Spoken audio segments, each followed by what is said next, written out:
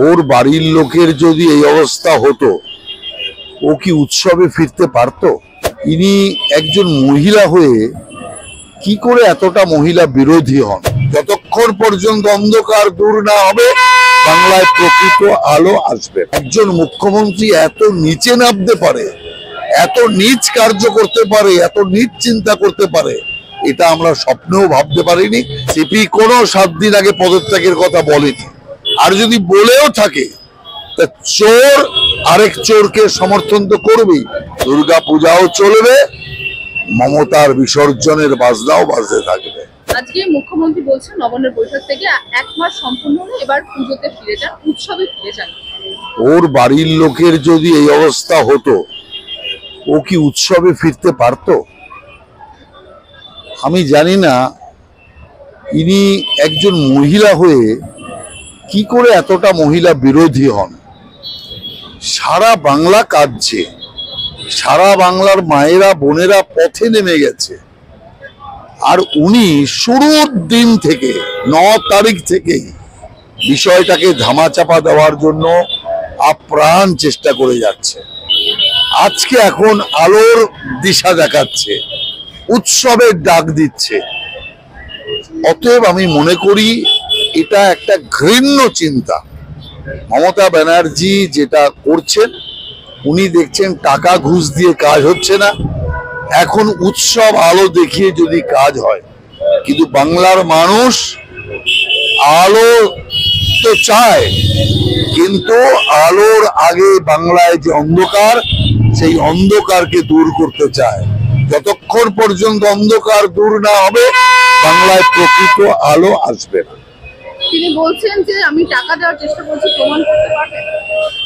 আরে টাকা দেওয়ার চেষ্টা করেছে ওর বাড়ির লোকেরা বলছে, সবাই বলছে। প্রমাণ আবার কি?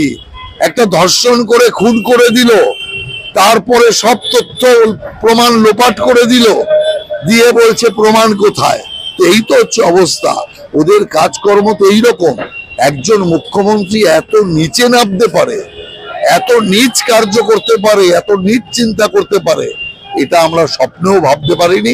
আমরা জানতাম ইনি এই টাইপেরই, কিন্তু এতটা নিচে নামতে পারে একজন মহিলা হয়ে মহিলার জন্য আমরা এটা ভাবিনি কখনো।